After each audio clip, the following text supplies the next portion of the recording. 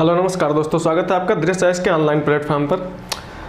मैं विवेक पांडे। जैसा कि हम अपनी जियोग्राफी की क्लास कर रहे थे, तो जियोग्राफी क्लास में हमने जो देखा था अभी तक वो हम पढ़े थे अपना भारत का भौतिक प्रदेश देख रहे थे। भारत के भौतिक प्रदेशों में हमें जो आज की क्लास में डिस्कस हम करेंगे वो क्या होगा, हमारे होंगे तटीय मैदान और द्वीप समूह। जो हमारे द्वीप समूह हैं, अंडमान निकोबार द्वीप समूह, लक्षद्वीप जो द्वीप समूह हैं अरबियन सी में और अंडमान बंगाल की खाड़ी में, तो उनको आज हम डिस्कस करेंगे। तो उनसे पहले जो हम अपने द्वीप समूह डिस्कस करने से पहले हम क्या डिस्कस करेंगे, अपना तटीय मैदान।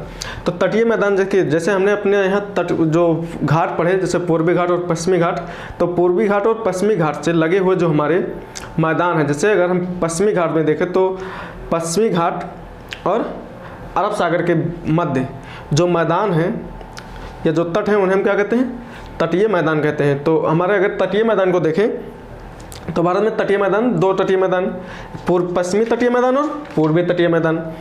अब अगर हम देखें पश्चिमी तटीय मैदान को, तो हमारे पश्चिमी तटीय मैदान जो कहाँ है, और गुजरात में सूरत से लेकर और तमिलनाडु में कन्याकुमारी तक विस्तृत है।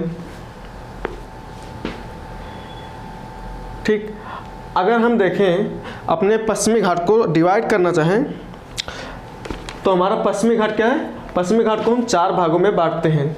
तो पश्चिमी घाट जो हमारा 4 भागों में बांटते हैं, 4 भाग कौन कौन से हैं। सबसे पहले जो हम उत्तर से दक्षिण की तरफ चलेंगे तो हम सबसे पहले देखेंगे जो हमारे भारत का जो क्षेत्र है, अगर हम प्रायद्वीपीय भारत को ही लें,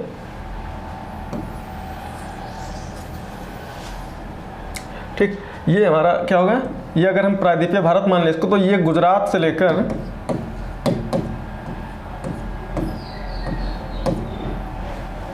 और ये हमारा क्या हो जाएगा, कन्याकुमारी हो गया इधर।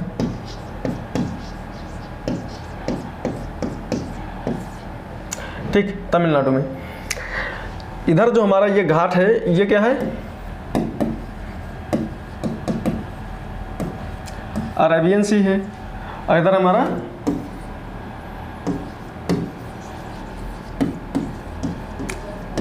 बे ऑफ बंगाल हो जाएगा।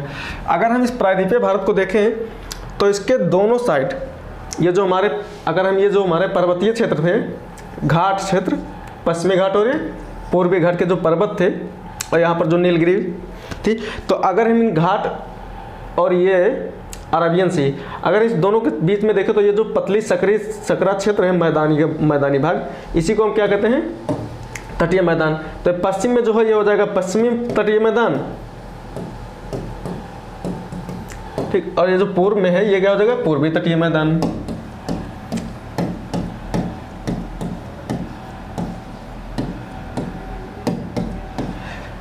पश्चिमी घाट और अरब सागर के मध्य स्थित जो हमारा मैदानी भाग है वह क्या है, पश्चिमी तटीय मैदान, और पूर्वी घाट और बंगाल की खाड़ी के मध्य स्थित या विकसित या निर्मित जो हमारा मैदान है वो क्या है, पूर्वी तटीय मैदान। बात करें अगर हम भारत के जो तटीय मैदान के निर्माण की, तो इनका निर्माण कैसे हुआ है, तो जो सागरीय तरंगे हैं, जो सागरीय तरंगे जो अवसाद लेकर आती हैं, उन अवसादों क्या होता है यहाँ पर, और निक्षेपण होता है, नदियों द्वारा लाए गए अवसादों का निक्षेपण होता है। तो ये जो अवसाद है उनके निक्षेपण से क्या हुआ है, इन तटीय मैदानों का निर्माण हुआ है। अब अगर हम देखें इसमें, तो जो हमारा पश्चिमी तटीय मैदान है जो गुजरात से शुरू होकर गुजरात के सूरत से शुरू होकर तमिलनाडु के कन्याकुमारी तक है, अगर इसको हम देखें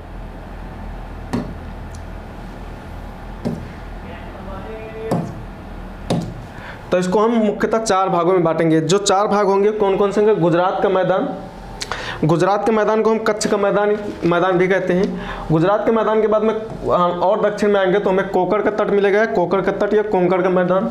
कोंकण तट के बाद हमें कन्नड़ का तट या कन्नड़ का मैदान मिलेगा, और सबसे दक्षिण में हमें क्या देखने को मिलता है, मालाबार तट या मालाबार मैदान। अब अगर हम बात करें इनके विस्तार की, तो हम देखेंगे जो गुजरात का मैदान है, गुजरात का तट जो है वह कहाँ से है, गुजरात में सूरत से नहीं, गुजरात का जो तट है हमारा शुरू होगा इसे कच्छ के मैदान में, कच्छ का मैदान कहते हैं, इसे काठियावाड़ का मैदान भी कहा जाता है। ठीक, गुजरात के क्षेत्र में विकसित ये विस्तृत मैदान है। गुजरात से तो हम दक्षिण में आएंगे,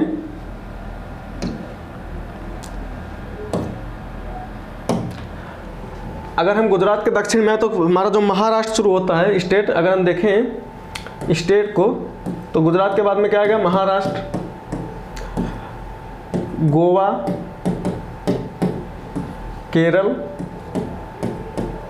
और ये क्या होगा, तमिलनाडु लास्ट में। अगर हम यहाँ पर देखें तो जब हमारा गुजरात तक से हम आगे बढ़ेंगे और किधर आएंगे, दक्षिण में आएंगे, तब हमें क्या मिलेगा, हमें देखने को मिलेगा कोंकण का मैदान। कोंकण का मैदान जो हमारे यहाँ महाराष्ट्र में जो केंद्र शासित प्रदेश यहाँ पर पाया जाता है, दमन दीव, तो दमन से शुरू होता है और यह दमन से शुरू होकर कहाँ तक पाया जाता है, दमन से दमन व महाराष्ट्र में यह फैला हुआ है, गोवा के बीच में। अगर हम देखें तो दमन से शुरू होता है और ये जो गोवा है, दमन, महाराष्ट्र और गोवा के क्षेत्र में ये जो मैदानी क्षेत्र हैं, इनको हम क्या कहते हैं, कोंकण का मैदान। कोंकण के मैदान के और दक्षिण में जब हम आएंगे तो कोंकण के मैदान के जब दक्षिण में आएंगे तो हमें क्या मिलेगा, ये हमें मिल जाएगा एक मैदान जिसे हम क्या कहते हैं, कन्नड़ का मैदान।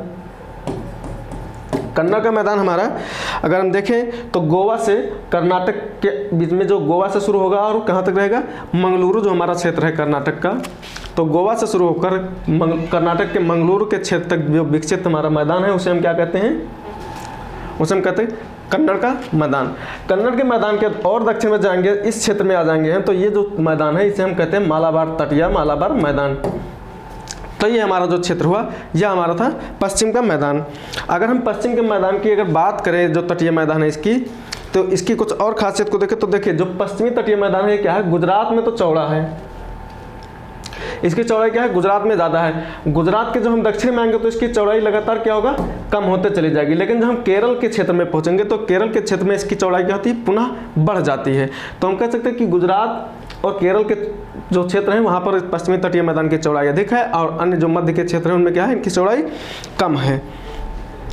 अगर हम देखें तो कोंकण के तटीय मैदान जो है हमारा ये, ठीक, गोवा से और मंगलुरु के बीच में जो हमारा तटीय मैदान है, कोंकण का तटीय मैदान, कोंकण के तटीय मैदान में साल जो हमारे वृक्ष होते हैं, साल, सागौन, ये जो वृक्ष है इनकी क्या होती है, इनके वन पाए जाते हैं यहाँ पर। कन्नड़ के तटीय मैदान को हम अगर देखें तो कन्नड़ के तटीय मैदान में, कन्नड़ के तटीय मैदान का जो निर्माण हुआ है प्राचीन रूपांतरित चट्टानों से हुआ है, जिस पर क्या होता है, अगर हम देखें तो केरल में हमारा क्या होता है, गरम मसाले की जो है वहाँ पर उत्पादन या कृषि की जाती है, गरम मसाला, सुपारी, नारियल आदि की कृषि की जाती है कन्नड़ के मैदान में, ठीक। कन्नड़ के मैदान के बाद में हम जब आएंगे मालाबार तट में या मालाबार मैदान में, तो मालाबार मैदान का अगर हम देखें तो मालाबार मैदान जब हम यहाँ आएंगे तो इसमें कयाल या लैगून झीलें पाई जाती हैं। अब हम बात करें कयाल या लैगून झीलें कौन सी, तो कयाल या लैगून झीलें वो झीलें होती हैं जो सागर से अंशतः या पूर्णतः क्या होती हैं, अलग होती हैं।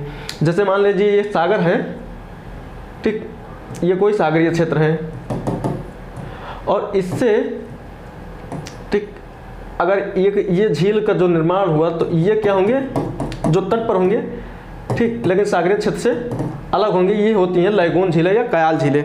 तो यहाँ पर जो मालाबार का क्षेत्र है, मालाबार क्षेत्र में लैगून पाई जाती हैं, कयाल पाई जाते हैं। ये क्या होते हैं, उथली झीलें होती हैं, इनके क्या होता है, बहुत गहरे नहीं होते, उथले होते हैं। उथली जलभूमि या उथले जलीय क्षेत्र होने के कारण क्या होता है, यहाँ पर मछली पकड़ने के लिए उपयुक्त होते हैं, यहाँ बहुत ही उपयुक्त होते हैं। यहाँ पर क्या होता है, मछली पालन या मछली का उत्पादन होता है, ठीक है, मछली पकड़ने के लिए की दृष्टि से उपयुक्त क्षेत्र हैं। यहाँ पर बात करें अगर हम, तो अंतर्देशीय जल परिवहन के साथ साथ ये क्या होते हैं, पर्यटन के स्थल के रूप में इनको जो है उपयोग में लाया जा सकता है या लाया जाता है। केरल की जो हम अगर देखें, यहाँ पर केरल में एक झील पर पुन्नामदा झील जो है कयाल या लैगून झील है केरल की, और इस झील में क्या होता है, हर साल क्या होता है, जो हमारे यहाँ नौका दौड़ होती है, नेहरू ट्रॉफी, तो नौका दौड़ नेहरू ट्रॉफी जो होती है वह इसी कयाल में होते हैं, जो केरल में स्थित है, पुन्नामदा कयाल। अगर हम बात करें पश्चिमी तटीय मैदान जो है या क्या है, तो पश्चिमी तटीय मैदान क्या है, यह जलमग्न तटीय मैदानों का उदाहरण है, ठीक। ये मैदान क्या है, जलमग्न तटीय मैदान के उदाहरण है और यह अधिक क्या है, कटे फटे क्षेत्र हैं। कैसे क्षेत्र है, कटे फटे। और हम जानते हैं तटीय मैदान, अगर तट पर कोई क्षेत्र ऐसा है जो कटे फटे क्षेत्र हैं, तो वो किसके लिए महत्वपूर्ण होंगे, वो क्या होते हैं, ये महत्वपूर्ण होते हैं बंदरगाह या पत्तन का जो निर्माण होता है, बंदरगाह का जो निर्माण होता है, तो बंदरगाह के निर्माण के लिए प्राकृतिक दशाएं जो है उपलब्ध कराते हैं। जो हमारे जैसे हमें आर्टिफिशियल जब कहीं हमें बंदरगाह बना क्या होता करते हैं, वहाँ पर जो हम तट का ऐसे निर्माण करते हैं कि जो तट है वो कटा फटा हो, ताकि पानी अंदर तक आ सकते हो। जो हमारे जो पानी अंदर तक आएगा तो हमारे जो जलयान है वो आसानी से आ जा सकेंगे या उनका परिवहन अच्छे से हो सकेगा। तो ये क्या करते हैं, एक उपलब्ध कराते हैं प्राकृतिक बंदरगाह, ठीक, पश्चिमी तटीय मैदान। अब हम बात करें पूर्वी तटीय मैदान की अपने, तो हमारे पूर्वी तटीय मैदान अगर हम देखें तो हमारा जो उड़ीसा का क्षेत्र है, उड़ीसा के क्षेत्र से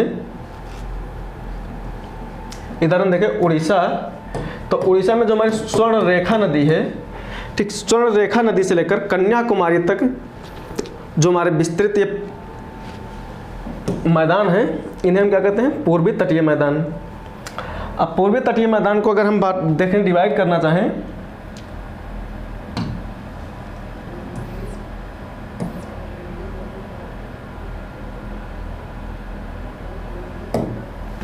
देखिए तो पूर्वी तटीय मैदान को हम 3 भागों में डिवाइड करते हैं। 3 भाग कौन कौन से हैं, उत्कल तट, उत्कल तट क्या है, ओडिशा में ही स्वर्ण रेखा नदी से महानदी के बीच में जो हमारे तटीय मैदान पाए जाते हैं उन्हें क्या कहते हैं, उत्कल तट कहते हैं। उसके जब दक्षिण में हम आएंगे तो हमें मिलेगा उत्तरी सरकार तट। उड़ीसा में महानदी से लेकर कृष्णा नदी के बीच में विस्तृत जो हमारा पूर्वी तटीय मैदान है उसे हम क्या कहते हैं, उत्तरी सरकार तट। इसके जब दक्षिण में आएंगे तो हमें मिलेगा कोरोमंडल तट। और कोरोमंडल तट का जो विस्तार है वह कृष्णा नदी से लेकर कन्याकुमारी के मध्य में है।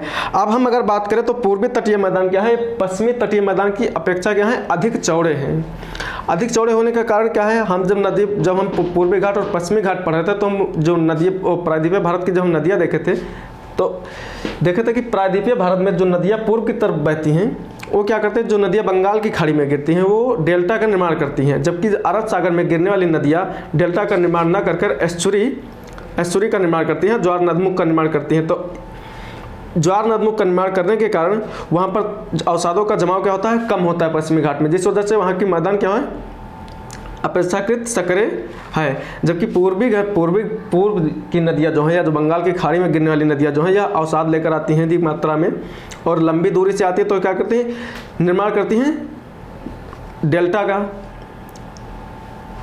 तो जब ये निर्माण करेंगे डेल्टा का इधर, तो डेल्टा के निर्माण करने से क्या होता है, यहाँ पर मैदान क्या होते हैं, चौड़े हो जाते हैं। तो पूर्वी घाट या पूर्वी तटीय मैदान क्या है, पश्चिमी तटीय मैदान की अपेक्षा अधिक चौड़ा है। अब पूर्वी तटीय मैदान जो है या जो हमारे यहाँ मानसून होते हैं जिसे हम कहते हैं दक्षिण पश्चिम का मानसून, तो दक्षिण पश्चिम मानसून और जो हमारा लौटता हुआ मानसून होता है या उत्तर पूर्वी मानसून जिसे कहते हैं, दोनों मानसूनों से क्या होता है, पूर्वी घाट को वर्षा प्राप्त होती है। अब हम बात करें तो इस क्षेत्र में जो चिकनी मिट्टी है, अगर हम पूर्वी घाट को देखें तो पूर्वी घाट में या पूर्वी तटीय मैदान में चिकनी मिट्टी की अधिकता पाई जाती है। चिकनी मिट्टी की अधिकता के कारण क्या होता है, यहाँ पर धान की कृषि अधिक की जाती है। अब पूर्वी तटीय मैदान में गोदावरी कृष्णा नदी जो है, नदियों का डेल्टा, ये जो डेल्टा है यहाँ पर क्या कोल्लूरू झील पाई जाती है। कौन सी झील पाई जाती है, कोल्लेरू।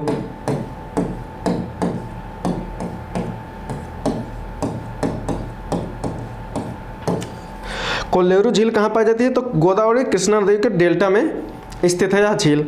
अगर हम बात करें जो अन्य झीलें यहाँ पर है तो चिल्का झील और पुलिकट, ये जो चिल्का और पुलिकट झीलें हैं, कैसी झीलें, लैगून झीलें, ये पूर्वी तटीय मैदान में स्थित है।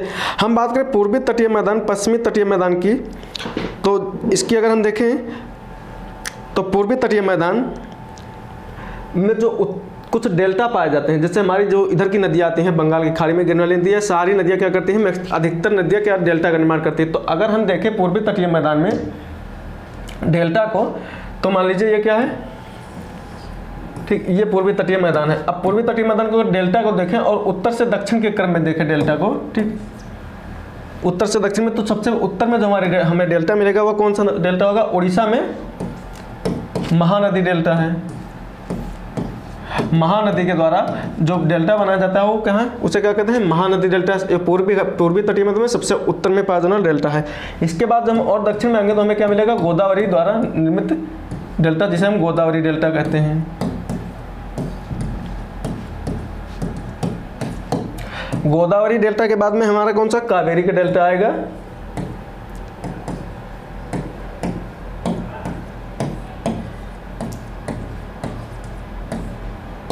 कावेरी डेल्टा के बाद में हमारा यहाँ आएगा कावेरी डेल्टा।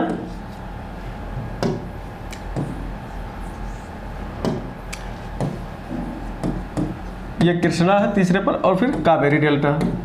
तो ये 4 प्रमुख डेल्टा हैं जो पूर्वी तटीय मैदान में पाए जाते हैं, और इनका क्रम उत्तर से दक्षिण में हम देखेंगे। सबसे उत्तर में महानदी डेल्टा, फिर गोदावरी डेल्टा, कृष्णा डेल्टा और फिर कावेरी डेल्टा।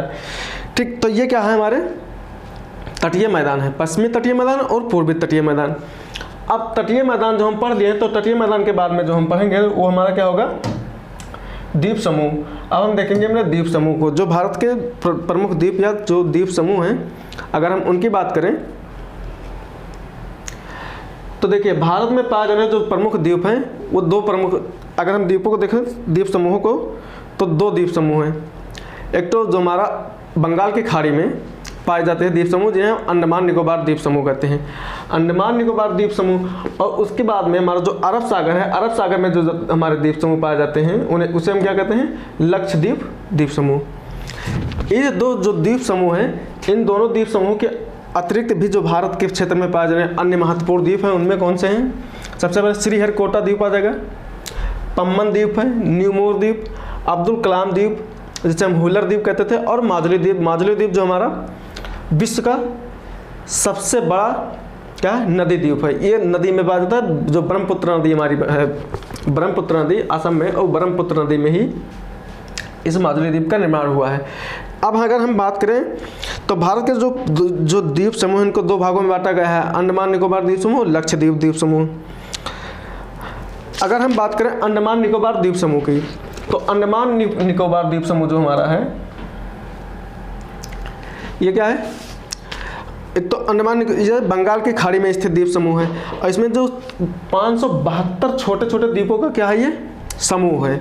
इसके बाद में अगर हम बात करें तो क्या 10 डिग्री चैनल जो है, जो हमारा 10 डिग्री चैनल है, वह अंडमान को निकोबार से अलग करता है। अगर हम इसको देखें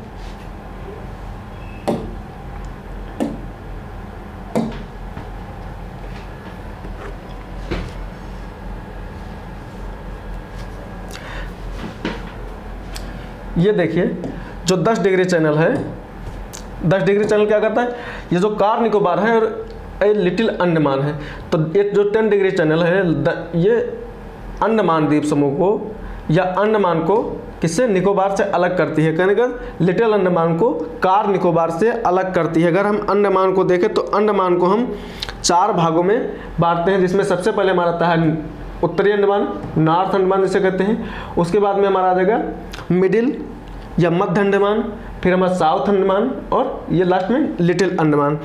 तो ये जो हमारा लिटिल अंडमान है, या 10 डिग्री चैनल के द्वारा किसे, निकोबार से अलग होता है, कार निकोबार से। अब अगर हम बात करें तो हमारे यहाँ जो सबसे ऊंची चोटी की अगर हम बात करें, तो सबसे ऊंची चोटी जो अंडमान द्वीप समूह की सबसे ऊंची चोटी है, पर्वत चोटी, वह कौन सी चोटी है, संडल द्वीप, संडल चोटी। संडल चोटी अगर हम देखें तो कहाँ पाई जाती है, उत्तरी अंडमान में स्थित है। ठीक, अब हम बात करें, अगर आगे देखें तो अंडमान निकोबार की जो राजधानी है पोर्ट ब्लेयर, अगर हम देखें तो ये हमारा कौन सा अंडमान है, साउथ अंडमान है, ठीक, दक्षिणी अंडमान, और ये है इसकी राजधानी पोर्ट ब्लेयर। तो पोर्ट ब्लेयर जो अंडमान निकोबार द्वीप समूह की राजधानी है, वो कहाँ स्थित है, दक्षिणी अंडमान में। अगर हम बात करें कोको स्ट्रेट, सबसे ऊपर हम देखेंगे कोको चैनल ये है। अब ये जो कोको चैनल है, कोको चैनल भारत के अंडमान निकोबार द्वीप समूह को म्यांमार के कोको द्वीप से अलग करता है। ठीक, इसके ऊपर हमारा म्यांमार है, म्यांमार का एक द्वीप आ जाएगा कोको द्वीप। तो कोको द्वीप, म्यांमार का जो कोको द्वीप है वह कोको चैनल द्वारा अंडमान निकोबार से अलग होता है।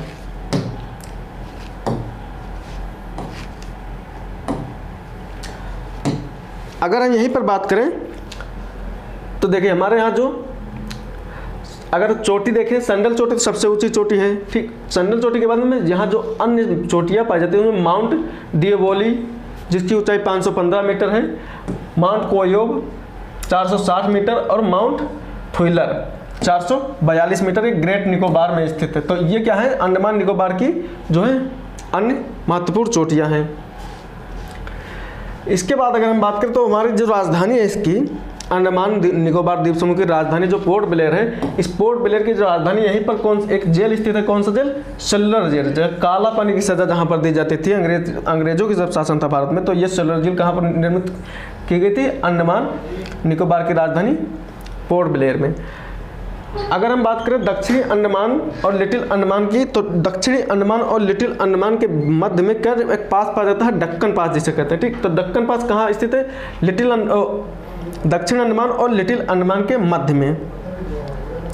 मध्य अंडमान में अब देखें, अगर हम मध्य अंडमान में जाएं, जो हमारा मध्य अंडमान है, मध्य अंडमान में भारत का एकमात्र जो सक्रिय ज्वालामुखी है बैरन, तो बैरन ज्वालामुखी भारत का एकमात्र सक्रिय ज्वालामुखी, वो कहाँ पर स्थित है? मध्य अंडमान में। अब भारत में एक सुषुप्त ज्वालामुखी भी पाया जाता है उत्तरी अंडमान में। अगर हम देखें तो उत्तरी अंडमान के पूर्व में थोड़ा सा क्या है, एक ज्वालामुखी पाई जाती है, नारकोंडम ज्वालामुखी। नारकोंडम ज्वालामुखी क्या है? वह नारकोंडम ज्वालामुखी भारत का इकलौता या एकमात्र कैसा ज्वालामुखी है? सुषुप्त ज्वालामुखी। तो भारत में सिर्फ 2 ही ज्वालामुखी पाए जाते हैं, और दोनों ज्वालामुखी कहाँ स्थित है? अंडमान निकोबार द्वीप समूह में, जिसमें एक हमारा मध्य अंडमान में स्थित बैरन ज्वालामुखी सक्रिय ज्वालामुखी है, जबकि उत्तर अंडमान से थोड़ा सा पूर्व में स्थित नारकोंडम ज्वालामुखी कैसा है? सुषुप्त ज्वालामुखी है। अगर हम इसके बाद में बात करें तो हमारा जो अंडमान के बाद में आता है वो निकोबार द्वीप आते हैं, ठीक। तो ये क्या होते हैं? अंडमान के दक्षिण में स्थित है। कार निकोबार, लिटिल निकोबार और ग्रेट निकोबार, इस 3 भागों में हम निकोबार द्वीप समूह को या निकोबार द्वीप समूह को क्या करते हैं? बांटते हैं। इसका जो 6 डिग्री चैनल है, ठीक, या 6 डिग्री उत्तरी अक्षांश जिसे कहते हैं, तो 6 डिग्री चैनल क्या है? यह ग्रेट निकोबार को इंडोनेशिया के सुमात्रा से अलग करता है। अगर हम मैप पर जाएं तो देखिए, ये जो अंडमान निकोबार द्वीप समूह है, अगर हम इसके थोड़ा सा दक्षिण में जाएंगे, ये यहाँ से, तो इधर क्या होते हैं हमारे? ये इंडोनेशिया के क्षेत्र शुरू हो जाते हैं। इंडोनेशिया में बहुत सारे छोटे छोटे द्वीप हैं, ठीक। तो ये जो हमारा ग्रेट निकोबार है, या ग्रेट निकोबार 6 डिग्री चैनल के द्वारा क्या होता है? 6 डिग्री चैनल के द्वारा सुमात्रा से अलग होता है। सुमात्रा जो द्वीप है वो किसका भाग है? सुमात्रा जो इंडोनेशिया का पार्ट है या इंडोनेशिया का भाग है। तो अगर हम देखें तो भौगोलिक दृष्टि से देखें तो जो ग्रेट निकोबार क्षेत्र है वह भारत का क्या है? भारत का सबसे एकमात्र क्षेत्र जो कहाँ है? इंडोनेशिया के सुमात्रा के सबसे समीप स्थित भारतीय क्षेत्र है ग्रेट निकोबार। अगर हम यहीं पर बात करें तो हमारे यहाँ पर कुछ द्वीप थे, जैसे रास द्वीप और नील द्वीप और हेवलाक द्वीप। ये सारे द्वीप जो हैं इनका नाम क्या होता है? इनका नाम बदल दिया गया था दिसंबर 2018 में। इनका नाम रास द्वीप जो था, रास द्वीप का नाम बदलकर नेताजी सुभाष चंद्र बोस द्वीप किया गया था। नील द्वीप का नाम बदलकर शहीद द्वीप और हेवलाक द्वीप का नाम बदलकर स्वराज द्वीप ये 2018 में कर दिया गया था। यहीं पर अगर हम बात करें तो देखें, अगर यहाँ पर जो जनजातियाँ पाई जाती हैं, ठीक है, अंडमान निकोबार द्वीप समूह में यहाँ पर एक जनजातियाँ कौन सी पाई जाती हैं? जिसमें जॉरवा, सोम्पेन और सेंटेनलीज, जिसमें ये सेंटेनलीज सारी बहुत ही खतरनाक क्या जनजाति है अंडमान निकोबार द्वीप समूह की। अगर हम बात करें तो यहाँ के जो आज भी लोग जो यहाँ पर हैं वो क्या करते हैं? आदिम जीवन जीते हैं। जैसे आप जब हमारे जो पूर्वज थे बहुत पहले जो जैसा जीवन आदिम जीवन जीते थे, आज भी यहाँ की जो जोरवे, सैम्पेन और सेंटेनलीज जनजातियाँ हैं या क्या है, आज भी वैसा ही जीवन जीती है। यहाँ पर भारत सरकार के बहुत सारे कार्यक्रम होते हैं, वहाँ उनका प्रचार प्रसार या उनको चलाने के लिए यहाँ पर जाने की अनुमति नहीं है। अगर हम देखें तो हमारे संविधान में हमें स्वतंत्रता दी गई है आबाद संचरण की स्वतंत्रता में हमें अंडमान निकोबार द्वीप समूह घूमने की स्वतंत्रता नहीं मिलती है, ठीक है। इस यहाँ घूमने जाने के लिए हमें भारत सरकार से अलग से परमिशन लेना पड़ता है। भारत सरकार हमें जब परमिशन देगी और सुरक्षा के लिए हमें वहाँ जाने के लिए जो इसकी यहाँ के जानकार लोग हैं, ठीक है, जो यहाँ पर जा सकते हैं या तो उनको साथ में भी भेजती है, ठीक। तो हमें आवास संचरण की स्वतंत्रता में बहुत सारे क्षेत्रों में जाने की अनुमति नहीं है, उसके लिए हमें जो है स्पेशल परमिशन लेना पड़ता है भारत सरकार से उस क्षेत्र में जो हमारा अंडमान निकोबार द्वीप समूह का क्षेत्र है, प्रमुख क्षेत्र है उस दृष्टि से। अब अगर हम बात करें तो भारत का जो दक्षिणतम बिंदु है इंदिरा पॉइंट, जिसे हम देखे थे जब भारत की स्थिति को देख रहे थे, तो इंदिरा पॉइंट क्या है? ग्रेट निकोबार या अंडमान निकोबार के सबसे दक्षिणी भाग ग्रेट निकोबार में स्थित है इंदिरा पॉइंट यहाँ पर, ठीक। तो ये हमारे जो हो गए अंडमान निकोबार द्वीप समूह हो गए। ये अगर हम इन द्वीपों के बाद में जब हम आएंगे तो आगे बढ़ेंगे तो हमें जो मिलेगा पढ़ने को क्या है? लक्षद्वीप द्वीप समूह है। लक्षद्वीप द्वीप समूह हमारा क्या है? तो अरब सागर में स्थित है ये सारे द्वीप। और ये द्वीप क्या है, पूर्णतः क्या है, प्रवाल भित्तियों द्वारा निर्मित द्वीप समूह हैं। यहाँ के द्वीपों की अगर संख्या देखें तो लगभग यहाँ के समस्त द्वीपों की संख्या 36 है, जिसमें से 10 द्वीप ऐसे हैं जिन पर क्या है, मानव आबादी पाई जाती है। कावारत्ती इस देश क्या है, यहाँ की राजधानी है इस क्षेत्र की, और ये 9 डिग्री चैनल से उत्तर में स्थित है। 9 डिग्री चैनल क्या है, तो 9 डिग्री चैनल जो है वह मिनिकॉय को, जो हमारे लक्षद्वीप का मिनिकॉय द्वीप है, मिनिकॉय द्वीप को लक्षद्वीप के अन्य द्वीपों से क्या करती है, अलग करती है।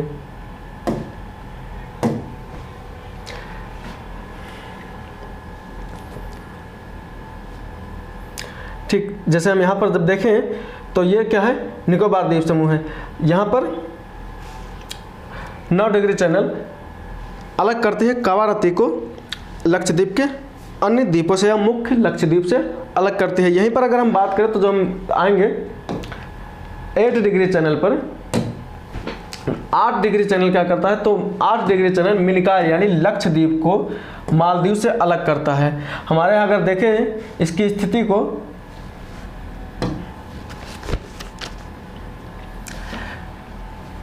लक्षद्वीप, तो लक्षद्वीप का जो सबसे दक्षिणी द्वीप है क्या है, वो मिनिकॉय। अब मिनिकॉय को क्या करता है, मिनिकॉय को अलग करता है मालदीव से, क्या अलग, कौन, 8 degree channel. 8 degree channel Minicoy यानी लक्षद्वीप को मालदीव से अलग करता है। अब ये जो हमारा द्वीप, प्रमुख द्वीप, जो दो द्वीप समूह हैं, इन द्वीप समूह के बाद में हम अगर भारत के कुछ जो अन्य द्वीप हैं उन द्वीपों को देखें तो उन द्वीपों में सबसे पहले जो हमें आ जाएगा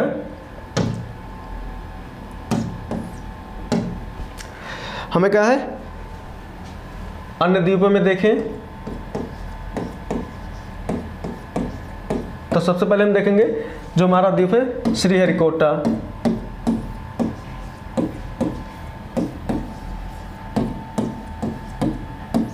अगर हम श्रीहरिकोटा द्वीप की बात करें तो एक स्थित कहाँ है, आंध्र प्रदेश में।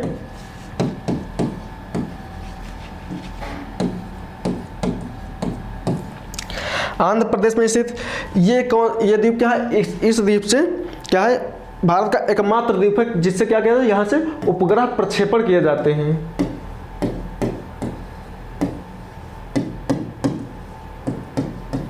ठीक, भारत का एकमात्र द्वीप जहाँ से हम उपग्रह प्रक्षेपण करते हैं। उसके बाद में अगर हम बात करें तो पुलिकट झील को बंगाल की खाड़ी से अलग करता है। जो हमारा श्रीहरिकोटा द्वीप है, जो हमारा आंध्र प्रदेश में पुलिकट झील है, उस पुलिकट झील को क्या करता है, ये बंगाल की खाड़ी से अलग करता है। पुलिकट झील आंध्र प्रदेश और तमिलनाडु की सीमा पर स्थित है। दोनों राज्यों में माना जाता है कि पुलिकट झील क्या है, दोनों राज्यों की सीमा पर स्थित है। तो श्रीहरिकोटा क्या है, श्रीहरिकोटा को हम अगर देखें तो महत्वपूर्ण क्या है, एक तो स्थिति कहाँ है, आंध्र प्रदेश में, और दूसरा यह एकमात्र भारत का ऐसा द्वीप है जहाँ से भारत क्या करता है, उपग्रहों का प्रक्षेपण करता है। ठीक, इसके बाद में जो हमारा दूसरे पर अगर हम देखें तो हमारा दूसरा आ जाएगा पंबन द्वीप।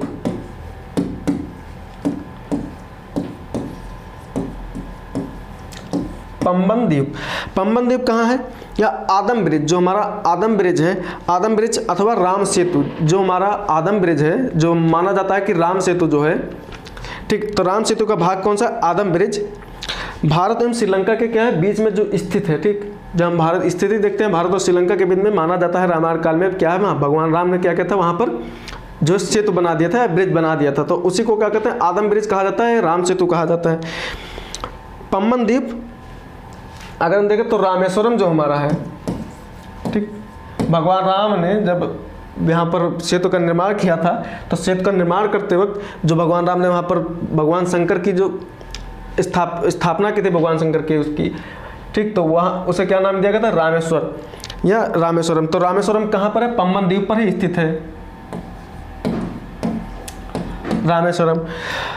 यह मन्नार की खाड़ी में स्थित है। कहाँ पर, हम जानते हैं कि हमारे यहाँ जो खाड़ी पाई जाती है दोनों के बीच में, क्या है, मन्नार की खाड़ी है, पाक की खाड़ी है, तो मन्नार की खाड़ी में ही स्थित है क्या, हमारा पंबन द्वीप।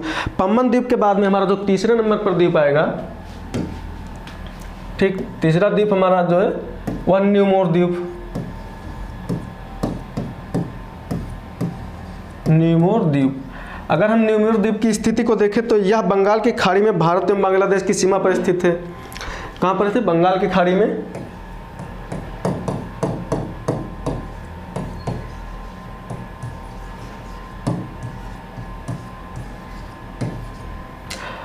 भारत बांग्लादेश की सीमा पर।